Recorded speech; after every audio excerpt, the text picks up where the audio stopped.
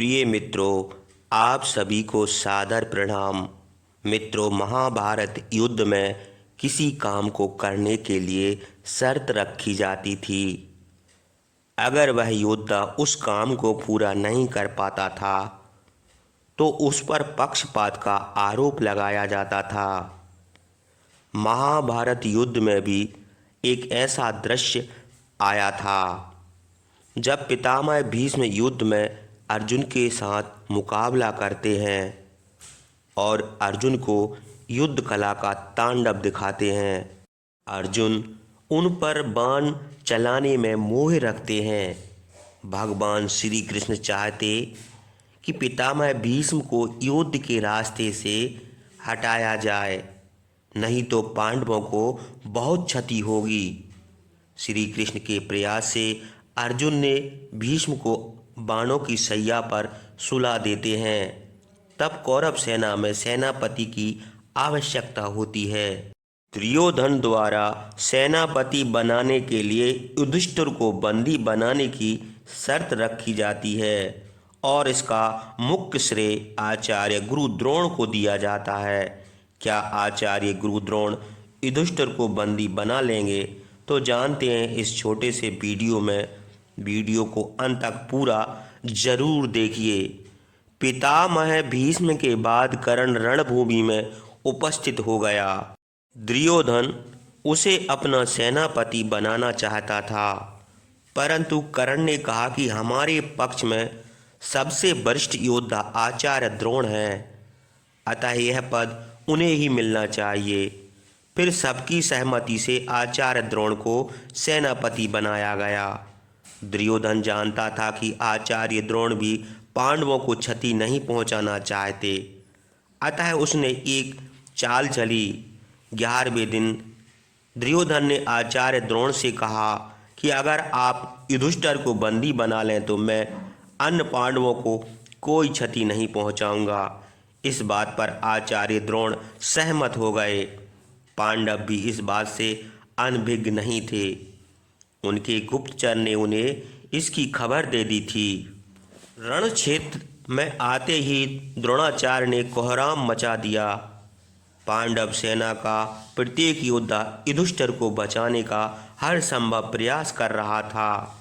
नकुल ने शल्य का रथ तोड़कर उन्हें पीछे हटने पर मजबूर कर दिया। भीम के प्रहार से कौरव सेना के पांव उखड़ रहे थे। जब आचार्य द्रोण युधिष्ठिर के पास पहुंचे तो अर्जुन वहां आ गए। उन्होंने आचार्य द्रोण को टिकने नहीं दिया। उन्हें खाली हाथ वापस लौटना पड़ा। इस तरह 11वें दिन समाप्त हुआ। आचार्य द्रोण ने दुर्योधन से कहा, अर्जुन के रहते युधिष्ठिर को बंदी बनाना असंभव है, अतः अर्जुन को रण क्षेत्र से दूर ले जाने का प्रयास करो। पांडवों से खार खाए त्रिगर्त नरेश सुशर्मा ने अर्जुन को हटाने का बीड़ा उठाया। 12वें दिन के युद्ध में उसने अर्जुन को चुनौती दी। अर्जुन सुशर्मा की ओर बढ़े। जब अर्जुन सुशर्मा के सैनिकों से उलझ गए तो आचार्य द्रोण अपने सैनिकों के साथ युधिष्ठिर की ओर लपके। यह देखकर धृष्टद्युम्न आचार्य द्रोण के सामने आ गए। तब आचार्य द्रोण धृष्टद्युम्न को छोड़कर द्रुपद की ओर चले गए और उन्हें परास्त करके युधिष्ठिर की ओर बढ़े, परंतु धृष्टद्युम्न पूर्णतः सतर्क थे। दोनों के बीच में घमासान युद्ध हुआ। इसमें राजा विराट का एक पुत्र धृष्टद्युम्न के 2 भाई मारे गए। यह देखकर भीम सात्यकी नकुल एवं द्रुपद द्रोणाचार्य से मुकाबला करने के लिए आ गए। तब दुर्योधन और कर्ण हाथियों की टुकड़ी लेकर द्रोणाचार्य की मदद करने पहुंच गए, लेकिन भीम ने हाथियों को मार गिराया। यह देखकर अत्यंत वीर राजा भागदत्त सुप्रतीक नामक हाथी पर चढ़कर वहां आया। उस हाथी ने भीम को उठाकर पटक दिया। तभी सुशर्मा को हराकर अर्जुन वहां पहुंच गए। अब पांडव सेना का उत्साह बढ़ गया। भीम तुरंत उठ खड़े हुए और सुप्रतीक हाथी पर भीषण प्रहार किया। जिससे उसकी मृत्यु हो गई। अर्जुन ने अपने बाणों से भगदत्त को बींध डाला। उसी समय शकुनी वहां आ पहुंचा, परंतु वह अर्जुन के प्रहार से घायल होकर भाग गया। बहुत प्रयास के बाद भी आचार्य द्रोण युधिष्ठिर को बंदी नहीं बना पा रहे थे। इस बात से क्रोधित होकर दुर्योधन ने उन पर पक्षपात करने का आरोप लगाया।